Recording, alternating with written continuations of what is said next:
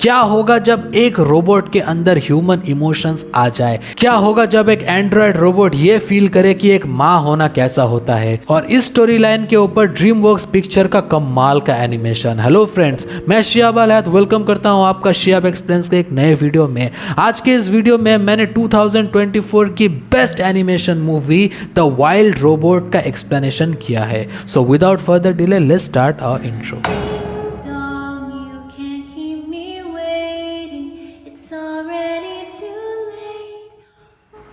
तो मूवी के स्टार्टिंग में हमें क्रैश दिखाया जाता है जहाँ पे बहुत सारे मैकेनिकल पार्ट्स पड़े हैं और वहाँ पे बहुत सारे एनिमल्स घूम रहे हैं और अचानक से उनमें से एक ने एक रोबोट को एक्टिवेट कर दिया। ये रोबोट एक्टिवेट होने के बाद बोलती है, हेलो मेरा नाम रॉसम 7134 है, आप लोग मुझे रॉस बुला सकते हैं, मैं आपकी किस तरह से सहायता कर सकता हूँ।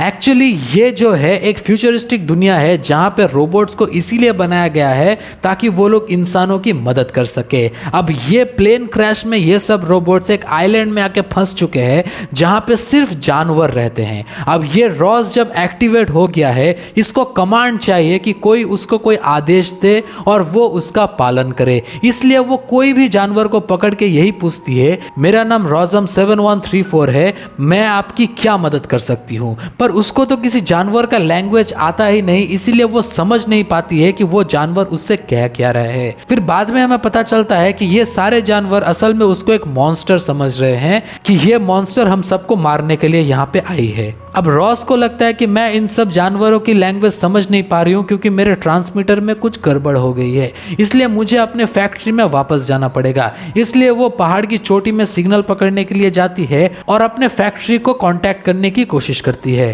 पर तभी रॉस के ऊपर हमला कर देते हैं कुछ रकून्स। वो रॉस के सारे पुर्जे इधर उधर कर देते हैं और उसका ट्रांसमीटर भी तोड़ देते हैं। और इसी भागा दौड़ी में रॉस से एक गलती हो जाती है, एक गूस यानी हंसों का घोंसला उससे टूट जाता है और वहां पे रॉस को दिखता है एक छोटा सा अंडा। वो उस अंडे को अपने पास रख देती है, पर अगले दिन उस अंडे को खाने के लिए एक लोमड़ी आ जाती है। वो लोमड़ी बहुत ही शातिर होती है जिसका नाम होता है फिंग। अब फिंग वो अंडा चुरा के रॉस के पीछे भाग रही है और रॉस भी उसके पीछे भाग रही है, बट ये अंडा डिसाइड करता है कि उसको अभी फूटना है। रॉस को लगता है कि शायद उससे कुछ गलती हो गई इसलिए अंडा टूट रहा है, बट एक्चुअली इस अंडे से एक छोटा सा नन्हा सा गूस बाहर निकलता है जो कि रॉस को अपनी माँ समझता है। और रॉस समझती है कि ये बच्चा ही मुझे अपना फर्स्ट ऑर्डर दे सकता है, इसलिए वो उस बच्चे के ऊपर एक फीडबैक फॉर्म चिपका देती है और वहां से जाने लगती है। और ये गूस जो उसको अपना माँ समझता है वो उसके पीछे पड़ जाता है।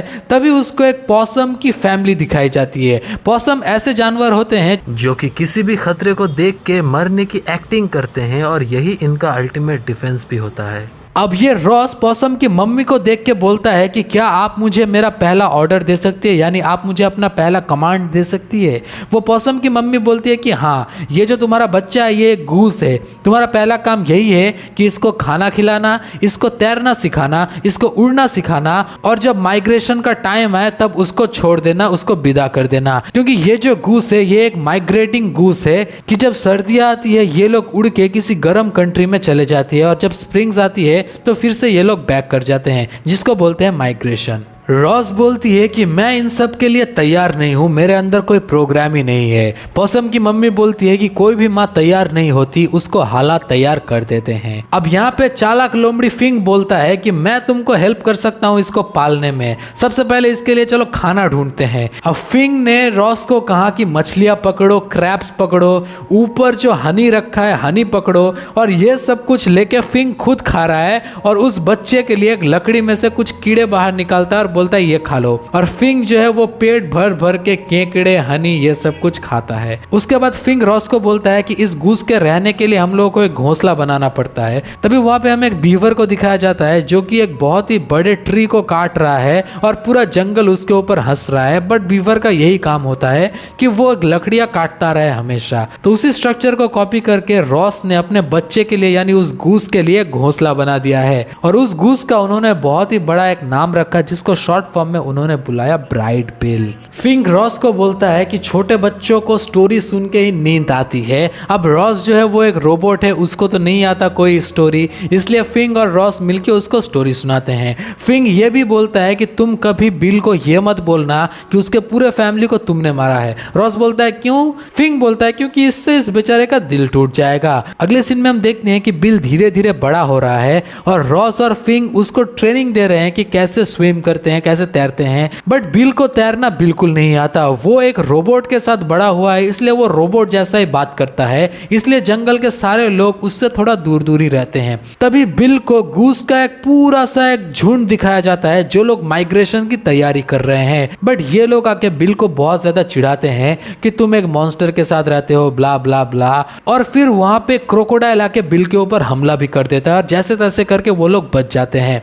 तभी वो गूस आके बिल को बोलता है कि देखो, अगर तुमको तैरना आता ना तो तुम्हें वो क्रोकोडाइल नहीं पकड़ पाता। और रॉस के सामने वो बिल को ये भी बोल देता है कि तुम इस मॉन्स्टर के साथ रहते हो, इसी मॉन्स्टर ने तुम्हारे पूरे फैमिली को मार डाला था। अगर ये मॉन्स्टर नहीं होता तो तुम भी आज हमारी तरह एकदम नॉर्मल होते। बिल बोलता है कि तुम मेरी मम्मी के बारे में ये सब मत बोलना, वो मेरी मम्मी है। बट जब ये लोग अपने घर में वापस आते हैं तब बिल पूछता है अपनी मम्मी से कि क्या ये बात सच है। रॉस बोलती है कि हाँ, ये बात सच है, मैंने ये इसलिए छुपाई क्योंकि फिंग ने मना किया था। बिल बोलता है कि सिर्फ आपके लिए ही मेरे पेरेंट्स मर गए और मेरे अपने बिरादरी के लोग ही मुझे अपना नहीं मानते हैं। ये सब बोल के बिल वहां से चला जाता है। अब रॉस जो है वो बहुत ही उदास हो जाती है और वो वहीं पे अपने क्रैश वाले जगह पे आती है और देखती है कि यहाँ पे 4-5 और भी रोबोट्स थे।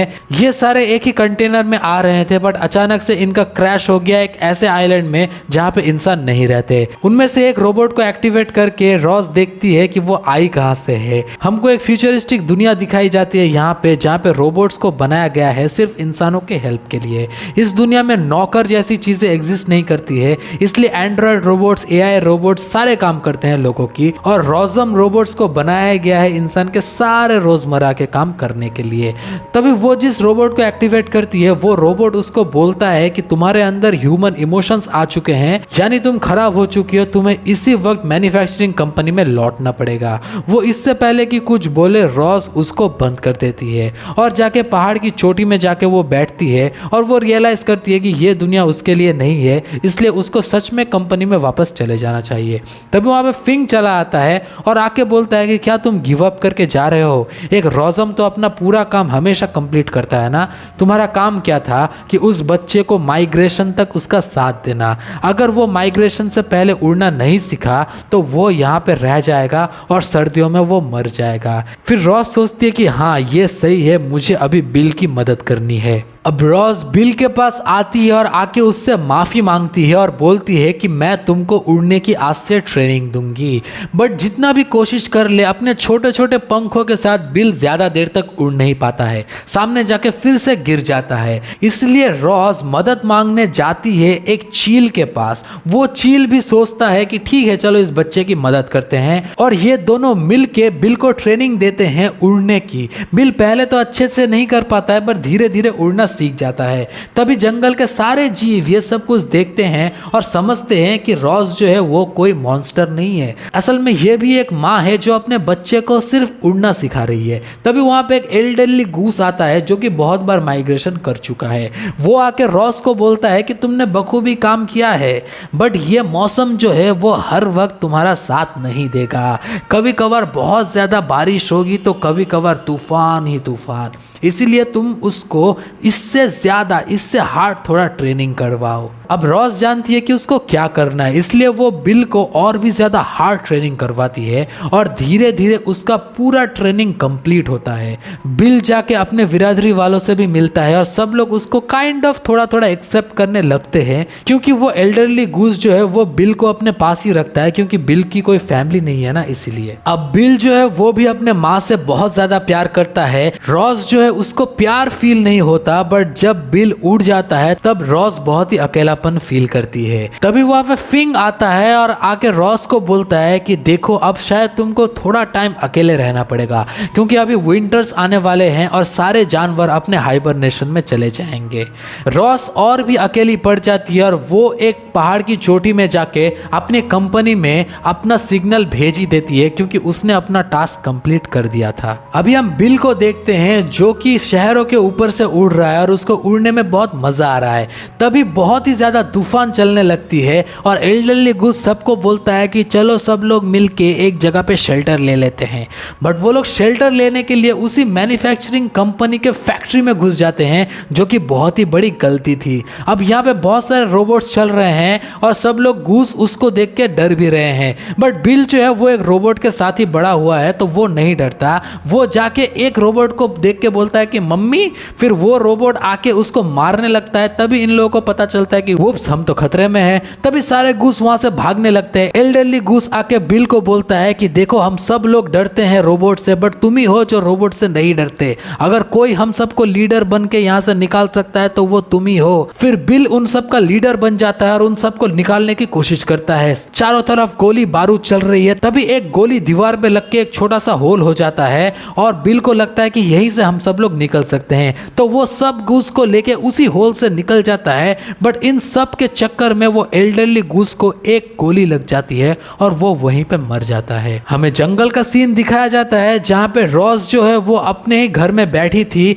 तभी वहां पे फिंग आ जाता है और आके बोलता है कि इस साल तो बहुत ही ज्यादा सर्दी पड़ रहा है तो मैं सो नहीं पा रहा हूं और मुझे लग रहा है कि बाकी सारे जो एनिमल्स थे उनको भी शायद सर्दी लग रही होगी, हमें उन सारे जानवरों को रेस्क्यू करना चाहिए। रॉस बोलती है कि चलो ठीक है। तो वो सब लोग जाके जितने भी एनिमल्स थे जो भी वहां पे डिस्ट्रेस में पड़े थे, जो भी वहां पे ठंड में कांप रहे थे, वो उन सब को रेस्क्यू करके अपने ही छोटे से शेल्टर में अपने घर में लेके आ जाते हैं। फिर रॉस उस भालू को भी लेके आ जाती है जिससे पूरा जंगल डरता था। अब ये सारे जानवर यहाँ पे एक साथ आके एक दूसरे से लड़ रहे हैं। रॉस जिसकी बैटरी ऑलमोस्ट खत्म होने को है, वो उन सारे जानवरों को एक ही बात बोलती है कि अगर हम सबको सरवाइव करना है तो हम सबको मिलजुल के रहना पड़ेगा। सारे जानवर मान जाते हैं। वो भालू भी बोलता है कि मैं किसी को भी नहीं खाऊंगा। तो सारे जानवर जहाँ पे भी गर्मी महसूस होती है वहीं पे जाके सब लोग एक के बाद एक सो जाते हैं और रॉस जो है वो भी अपना शट डाउन कर लेती है।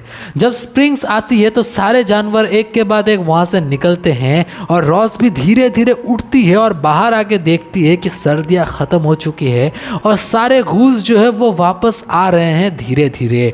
वो स्कैन करके देख लेती है कि इन सब के बीच बिल भी है जो कि आ रही है, इसलिए वो उसी प्लेटफॉर्म के ऊपर खड़ी हो जाती है जो उसने बिल के उड़ने के लिए बनाया था। बट वहां पे आ जाता है एक स्पेसशिप जिससे वॉन्ट्रा नामक एक टेंटिकल्स वाली रोबोट निकलती है। एक्चुअली ये एक मैनेजर रोबोट होती है उसी कंपनी का जो कि रॉस को वापस ले जाने आई थी।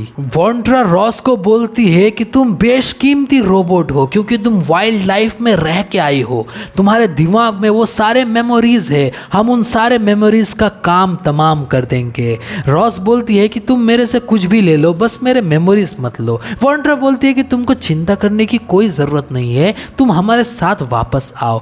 बट जब भी वो ऊपर जाने की कोशिश करती है तभी वहां पे फिंग आ जाता है और आके बोलती है कि जल्दी आओ, बिल तुम्हें ढूंढ रहा है।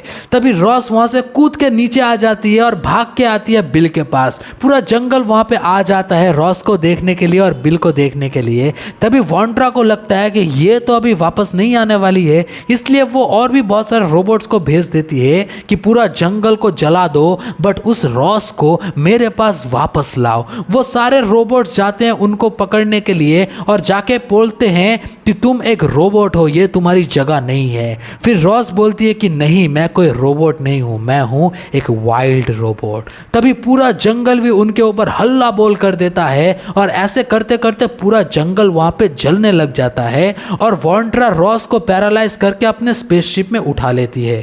वॉन्ड्रा रॉस को बोलती है कि अब मैं तुम्हारी सारी मेमोरीज ले लूंगी। रॉस बोलती है कि सब कुछ ले लो, बस मेरी मेमोरी मत लो। बट फिर भी वॉन्ड्रा नहीं सुनती है और वो उसकी मेमोरी इरेज करने लग जाती है। यहाँ पे बिल सारे गूस कम्युनिटी के साथ हमला कर देता है उस स्पेसशिप के ऊपर और नीचे हम देखते हैं कि पूरी जंगल में आग लगी पड़ी है।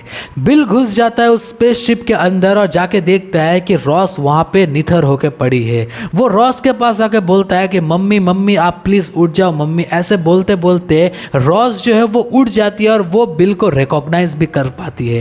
एक्चुअली वॉन्ड्रा ने उसकी सारी मेमोरीज इरेज करने की कोशिश तो की बट वो फेल हो चुकी। फिर रॉस बिल से बोलती है कि चलो इस मनुष्य स्पेसशिप से निकलते हैं। नीचे हम लोग देखते हैं कि पूरी जंगल में आग लगी है और ये सब लोग मिलके उसी बीवर के पास पहुंचते हैं और आके बोलते हैं कि पूरे जंगल को तुम ही बचा पाओगे। बीवर बोलता है कि तुम सब लोग मेरे ऊपर हंसे थे ना, अब आ गए ना मेरे पास ही वापस। और सब लोग मिलके उस बड़े से पेड़ को गिरा देते हैं और जंगल भी जलने से बच जाता है। और यहाँ पे स्पेसशिप से भी रॉस और बिल दोनों एक साथ कूद पड़ते हैं और जैसे तैसे करके ये दोनों ही सही सलामत बच भी जाते हैं। अब रॉस सारे जानवरों को एक साथ बोलती है कि मुझे वापस जाना पड़ेगा, क्योंकि अगर मैं वापस नहीं गई तो ये लोग बार बार कुछ ना कुछ लोग भेजते रहेंगे मुझे पकड़ने के लिए।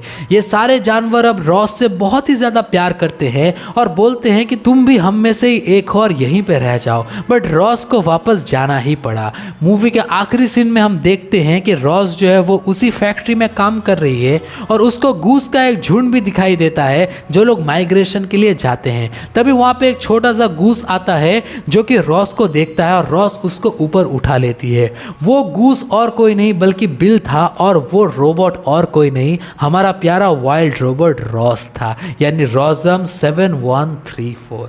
इसी इमोशनल सीन के साथ ये मूवी यहीं पे खत्म हो जाता है। अगर आपने इस एक्सप्लेनेशन को पूरा देख भी लिया है फिर भी मैं चाहूंगा कि आप इस मूवी को एक बार जरूर देखें, क्योंकि इस मूवी के विजुअल्स आपको हिप्नोटाइज कर देंगे। तो बस चैनल को लाइक शेयर एंड सब्सक्राइब कर देना। मैं मिलता हूं आपको नेक्स्ट वीडियो में। Till then goodbye and bye.